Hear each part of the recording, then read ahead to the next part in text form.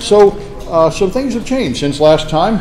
I've added another textbook here, and this is a free PDF in iOS reverse engineering. Like I say, last time I taught this class, I could not cover iOS reverse engineering because it was still illegal. Now it is briefly legal to jailbreak your iOS devices, which is absolutely necessary here. All security progress with iOS has been done by people who have the courage to break the law. And I might get away with it, I might not, but since I'm working at a public college and residents of San Francisco typically sustain themselves by suing people, it's an unwise thing for me to do anything even a little shady in this position. So since it's legal this semester, I just put up another bunch of projects. Now, you can't do this stuff without an iPhone, and you need an old iPhone. So I ordered a bunch of iPhone 4s, which will presumably appear in a week or so. Yeah? I doubt it. Apple forces updates on you, and anything after iOS 7, they update to a non-jailbreakable condition. So unless you've stuck your iPhone in a box for about 6 months and not updated anything, it's been updated past jailbreakable. I know at least for 9 and 10. If anybody knows any jailbreaks for 9, 3, 5, and 10, whatever the top is, that actually work, all the ones I've tried are fake, and they just put ads on your device. You can try, yeah. If you find anything that'll actually jailbreak 9.3.5, I'd like to know, because we have a whole tray full of 9.3.5 iPads that are all useless for this course because they can't be jailbroken. Although we can do a couple projects with them that don't require jailbreaking. Can you log into those now? Yes, I got the password. I can log in now, so I can put in apps, but I can't jailbreak them. Yeah? Can I share something? What's that? Can I share something real Yeah, go ahead. Okay, I had some fun trying to jailbreak some devices over the break. Yeah. And I couldn't get one past the activation log. But there is a DNS redirect that you can do. You basically put this one website, this one guy's website, into the DNS, and then it brings up a login type screen that actually gives you access to the device and to like Safari, device info, even finding out who the last iCloud owner was for it. And that's the most that I could do for that. For a 9.3.5 iPad, all I could get was like one unauthorized store with some sort of profile tag on there, and I couldn't. Right, that's what I got. There's like an unauthorized clone of Cydia that charges money for everything. It's just an ad. Yeah.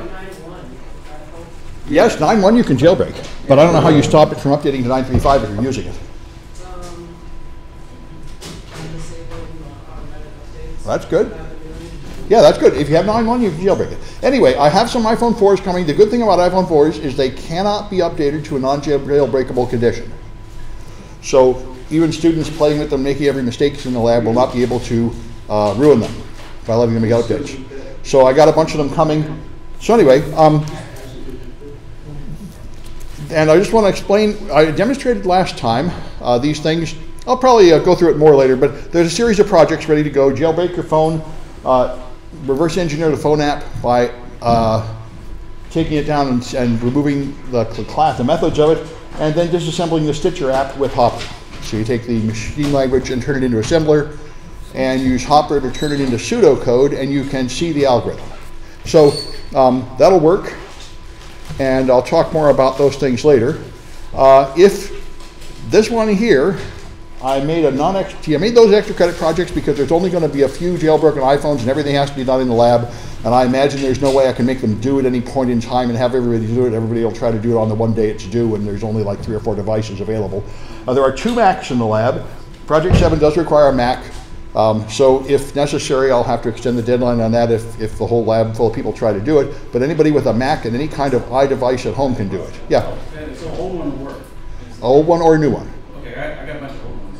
Yeah, yeah, that's good. Anyway, yeah, and if you have an old phone, you could probably start doing the extra credit ones right away, or if you have a jailbroken your phone. Yeah? Is it 4 or will it support with 4S as well? I do not know about the 4S. The point about the 4 is you can't take it past iOS 7. And iOS 7 is jailbreakable even in the newest version. iOS 8 I'm not sure about. I know 9 and 10 will update too far. So you need an unupdated device or a device that's so old that it can't be updated. So anyway, this is a very big step though, and I'm glad we're doing it because iPhone apps are much more important than Android apps. Well, I don't know, they're both important. Android apps are more popular, and we should certainly know how to audit them both. All right, So let me get up to the chapter. We're up to chapter 1 here. It was just motivational stuff last time, a summary of what's coming. And so here's the game. Mobile devices are extremely popular, of course. That's why we're all here. In a lot of other countries, like I've been told in Japan, people don't even own computers. They just do everything on their phone. I know that's popular a lot of places. I know a lot of nations are not even bothering to lay a wired infrastructure. Everybody just uses wireless. So then they are fantastically insecure, as you've seen. Each generation of the operating system and hardware gets better, but these things started from a very primitive, insecure state, and the phones, the smartphones themselves, are getting better. But now, of course, we have a gigantic flood of Internet of Things devices coming after them to make all the security mistakes all over again. And that's leading to, like the Mirai botnet, where 1 million webcams from China are just being used by an endless series of criminals because they're sitting there with default passwords. And the owners don't know this and don't do anything about it. So one criminal uses them, then the next, and then the next, and then the next. They're just free computing platforms for anybody who doesn't mind breaking the law. And we can expect that to get a lot worse before it gets better. So I know I mentioned in another class, the FCC now has a contest for building a home security gateway. They want people to design and build a prototype of some kind of gadget that will protect home users from their dozens of insecure Internet of Things devices, because it's already beginning, and probably within 3 years, the average person will have a dozen internet-connected pieces of junk in their home that are poorly designed, not updated, and they don't know about it, all being used to do attacks. And some kind of smart firewall is probably the only reasonable thing to expect anybody to do. So we'll see. Anyway, so the mobile risk model is important to see where you can be attacked. You've got your mobile device here. It's got a browser which goes to the internet. The browser probably runs in some kind of sandbox with limited access to the hardware. The native code calling basically the kernel of the device here with access to the hardware directly, and a lot of the code that in apps runs in virtual machines, like a Java virtual machine, which gives it another layer of some isolation from direct contact to the hardware. Out here, your phone is connecting to untrusted, unsecured Wi-Fi constantly to save your data cap. So it's very easy to mess with the signals out here. And you go to your mobile network operator, which can also be attacked with man-in-the-middle attacks, but it's more difficult and much less common, except for the police that do it all the time. And then you go up to servers and face all the old web app problems up there. So, like I say, some languages run in a virtual machine, other languages run directly on the operating system. All right. If you're running in a browser, then it has a sandbox to some extent, protecting the underlying kernel from attacks through the browser, and all the remote exploits, like the jailbreak for iOS 4, where you just go to a website and slide your finger across and you jailbreak it. Those rely upon two vulnerabilities. First, a vulnerability in Safari, so you can run code you shouldn't be able to run here, and then a kernel exploit that lets you take over the operating system. And those things are hard to find, and now they're worth $1 million. Brokers, there are like 4 or 5 brokers that will help you sell an exploit like that for $1 million. So people no longer just give them to the world publicly, and that's why there are no working public jailbreaks for 9 or 10, as far as I can tell, although an endless flood of fake ones to trick people into putting junk on their device. Because it's worth too much money. So like I say, you use untrusted internet, and now mobile threats are typically variations on man-in-the-middle. One thing that is quite popular, especially on Android devices, is to infect the OS or the browser, because then you can grab from the phone not only the internet traffic, but the SMS traffic, and now you can defeat bank apps. Because banks have two-factor authentication, but the second factor is SMS, and if they own your phone, they can get both of those off your phone and get in your bank account. And there's an endless series of banking Trojans, and banking Trojans have a special reason to target your phone for that reason, because the phone is typically the second factor of two-factor authentication. So to understand the risk model here, this I think is true of all IT, and the phones just make it more clear. The reason why security is so complicated and so bad on phones is that there are many different players here, and they each have different motivations. So here's some stakeholders. The mobile network operators, like Sprint and AT&T, these people have a desire to make you keep paying your monthly bill, and to keep people from performing nasty things like denial of service attacks on the network. And unfortunately, they're primarily responsible for the security disaster that is Android, because Google keeps giving you free features, and your telco is in the habit of charging you for those free features, so they block all the updates. People are using Android devices 3 and 4 years out of date.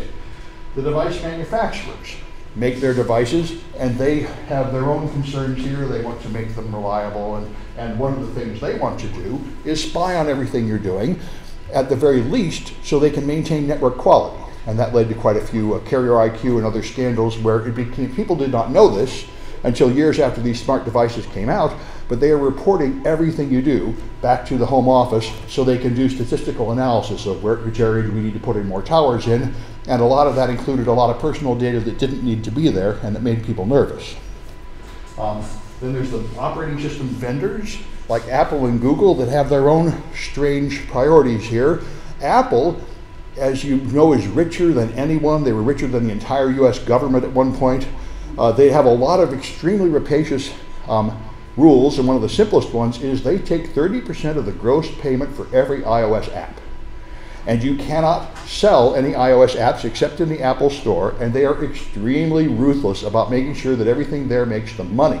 They will even, I've from many reports, you could write an app, they will approve it, put it in the store for 2 months while they write an imitation of it, and then kick you out for daring to compete with them and sell their imitation. And you can't do anything because they're the only game in town. Because Android people are not willing to pay anything for an app. If you charge 99 cents for an Android app, not even 1% of the people that would use it will buy it. And you can charge 20 bucks for an iPhone app and people will pay it. Because, you know, I switched to Mac years ago, but one thing I knew going in is when you buy a Mac, you are going to be turned upside down and have the money shaken out of your pockets forever. It's like buying a Cadillac or something. You've gotten into a game where they're going to keep selling you expensive stuff. It's good stuff, though, but be aware, you've now got an expensive habit, like cocaine or something. A lot of your money is just going to vanish into this pit of iThings, and the apps are going to cost money, too. The App Store curators have their own concerns.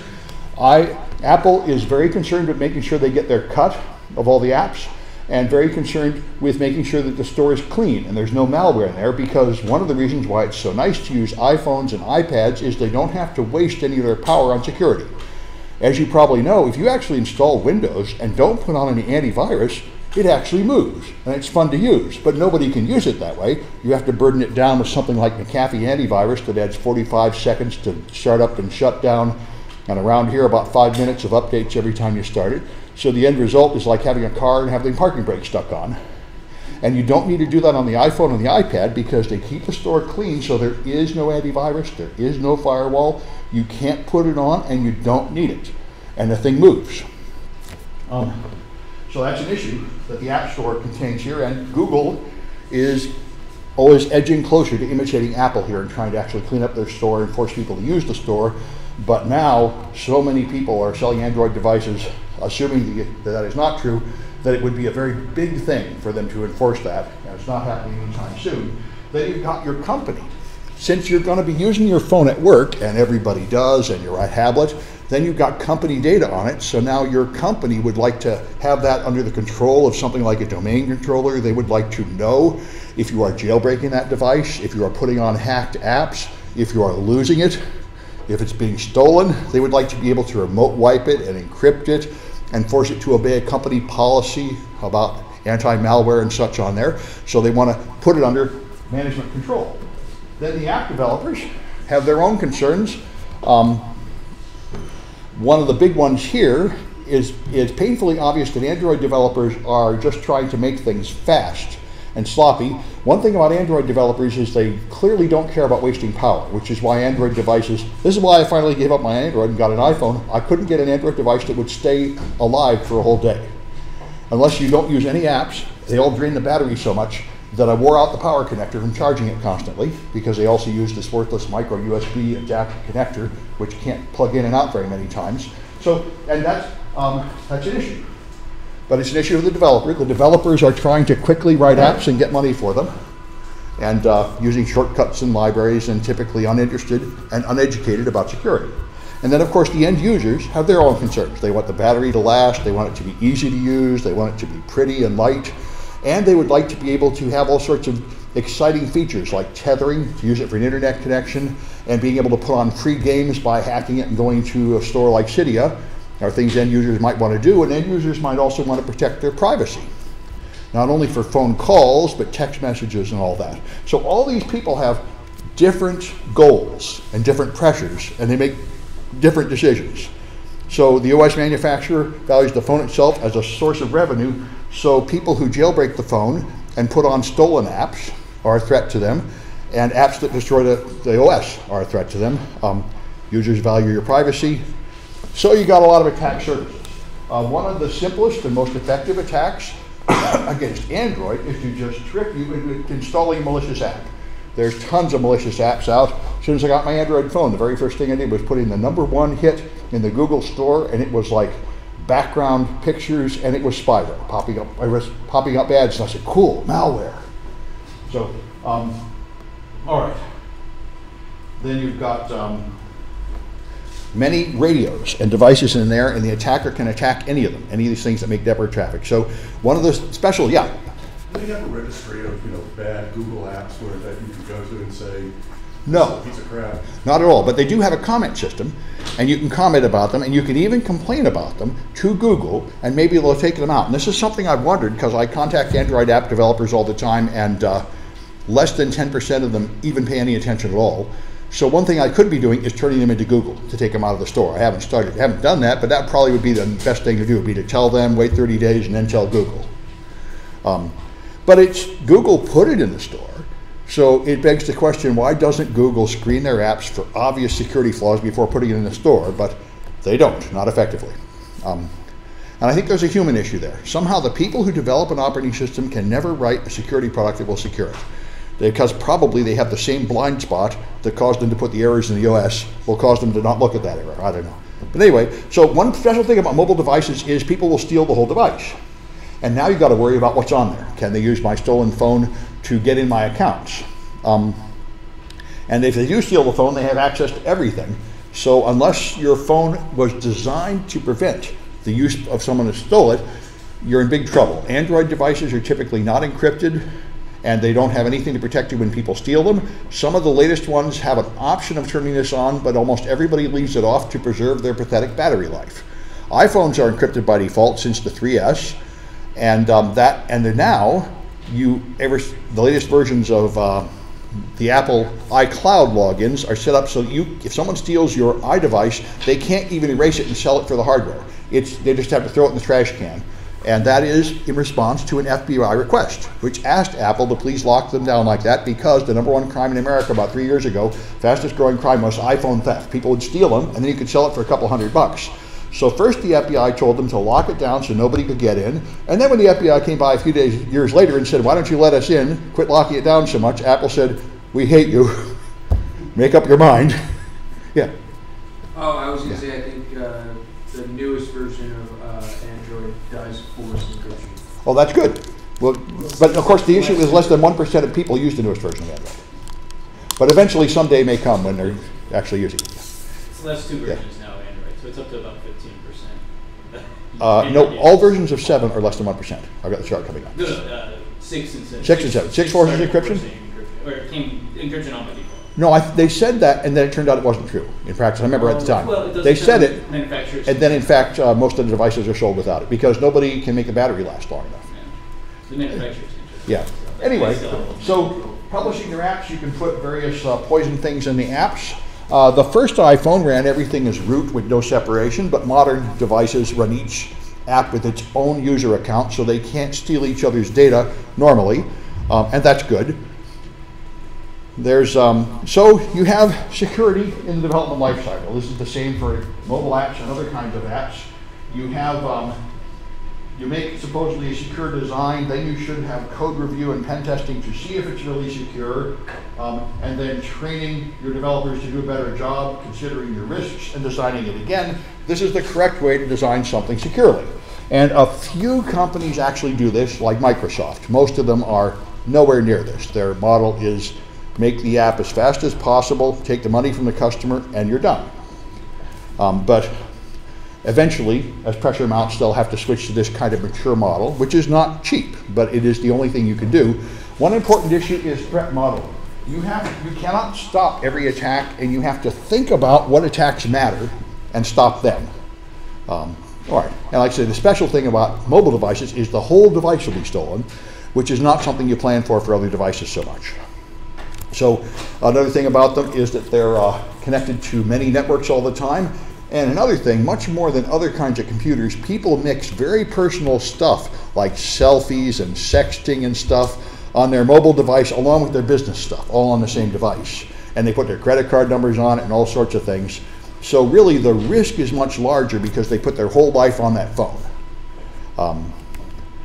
Anthony Weiner destroyed his political career by sexting and not being secure enough, so the images got out and he was embarrassed. Wouldn't have been as big of a deal if he didn't have that last name. That wouldn't help, yes, I tend to agree. Well, I still hear his name thrown around by Trump, so maybe he's not quite gone yet, I don't know. But anyway. Oh, he's gone. He's gone, okay, yeah.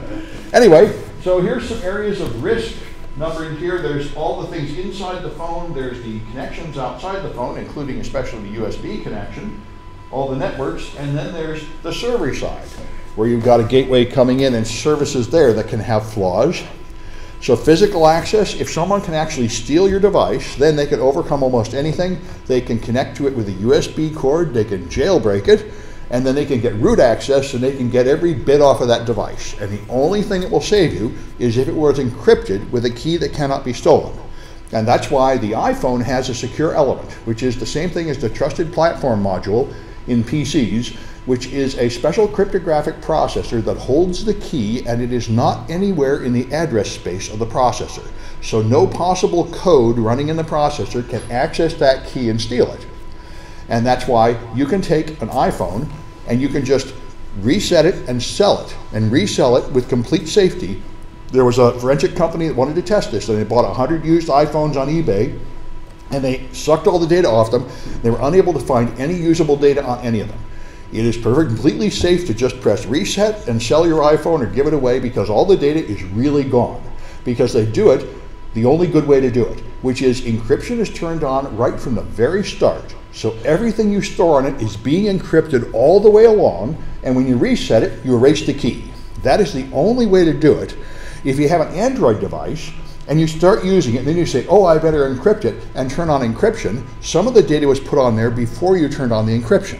Now you might imagine that it will be encrypted when you turn on the encryption, but that is not true because of the hardware. These things run on SSD, and SSD has a problem that it has bad blocks which retain data and lose the ability to read and write reliably, so those blocks are just shutted out and put in a non-used list, and they still have data in them, and they are not touched by later activities like erasing or encryption. So unless you were encrypting everything right from the start, no later activity can really clean all the old data off it. Anyway, all right. So this is a fundamental. There's 10 laws of security that Microsoft promoted for a while. One of them was a big one. If the bad guy has physical access to your computer, you are in deep, deep trouble, obviously. All right. The USB port gives you a direct connection to the device. It gives you the ability to charge it, of course, but it also gives you a direct connection to the data. If it's got USB debugging turned on. Some Android devices are sold with USB debugging turned on, which is a massive security error, like running it as root all the time. All right, and this is typically how law enforcement images a phone. They connect to the USB port, they use a forensic tool that hacks it and sucks all the data off the device, except if it's a modern iPhone, in which case they largely can't do that, and they have a real attitude about it, as we've seen with the FBI and everybody else. By the way, it is worth mentioning the end result of that case. The FBI demanded access to the San Bernardino terrorist phones. Apple refused to provide it, so a hacker stepped up and sold them an exploit for $1 million, so now they can get in any phone they want. So in a way, Apple's attempt to secure it failed, and now they have unrestricted access without going through Apple. Anyway, there are people who can do it. Celebrite in Israel is one of the big companies that does this. Another one is Elcomsoft in Russia. There are companies who specialize in hacking into phones, and they will hack into almost any phone with a variety of techniques and charge a lot of money for it, and sometimes sell you the attacks and sell you the tools. And there's a huge bunch of people that want to get in phones for various reasons. Law enforcement is the obvious customer, but I think there's plenty of others. Now there's baseband attacks, which is pretty much theoretical, not very common, except in the case of police cell phone surveillance. Your phone makes a connection to a cell phone tower, and it sends phone calls and SMS and internet data through that. So if I can make a rogue cell phone tower, the phones nearby will connect to it, and now I'm in the middle. And I could control their access, and if I can downgrade them to an older version of something like GSM, I can even make them have no encryption, or a weak encryption I can crack. So in principle, this can be done. In practice, it doesn't happen very often, except for law enforcement intercepts, which people tell me, there's an Android app that will detect them. They tell me you see quite a few of them if you get that app. Anyway, you have many other kinds of radio in there. You have Wi-Fi and Bluetooth and near-field communication if you use it as a credit card to pay for things, and all those can in principle be man in the middle too. Yeah. As illegal as the tower? Like It's a good question. I would think not, because there are special wiretap laws that have been around before wireless stuff. Like in the 50s and 60s, they passed these wiretap laws for telephone calls, and the rest of it, I think you just have the general CFAA, interception of something, and a couple other, there's a CFAA and another general hacking statute. So I think you're breaking more laws, but you know, if you actually intercept a phone call, you're in a deep world of pain. That was largely, and a bunch of that was Carly Fiorina, when she hacked her own board of directors. They passed yet another bunch of phone laws about her. Anyway, which is pretty interesting because it's incredibly trivial to hack into phone voicemail. That's why almost all voicemail systems default to letting you in with no password at all if your phone number is equal to the phone number you're hacking into. So all you have to do is spoof the source and you can get in. And if there is a passcode, it defaults to the last 4 digits of the phone number, and almost nobody ever changes it. So everybody's voicemail is trivially available to the whole world, and people hack into that all the time, even though I think it's a very serious crime. But anyway, that's in general the whole part of the Internet of Things has the disturbing confluence of the fact that it is very, very easy to hack into and very, very illegal to. Anyway, so you've got, for the web, email, and SMS and stuff, most of the code is on the server side, which is where the mistakes are going to be made. And then there's the human factor. People are losing their phone and forgetting their password and selling their phone and having their friends and relatives use their phone. So there's an endless chain of tech support calls from people trying to bypass the PIN and find the password, and they've got to have some way to do that. So all you have to do is confuse those people with a clever conversation, and you can get in almost any device. That's the unpleasant backdoor in almost all consumer equipment. Your consumers are going to need some way in. So Matt Honan was one of them. He had two-factor authentication on his Gmail, but there was a way to use Apple and Amazon together to call their help desk, and Amazon would tell you something, and then you could tell Apple the thing you got from Amazon, and they would tell you some more, and pretty soon you can get in. So he got into his Google account and wiped out all his iDevices. Two-factor authentication is the technical solution, but it doesn't work when there are people who have secrets they can hand out in response to a clever lie. There is a gateway you can get, which is recommended to put on servers to block attacks on the servers. I haven't played with it, but it's recommended by your author who says you should put this on the server end of the APIs for your phone system to help reduce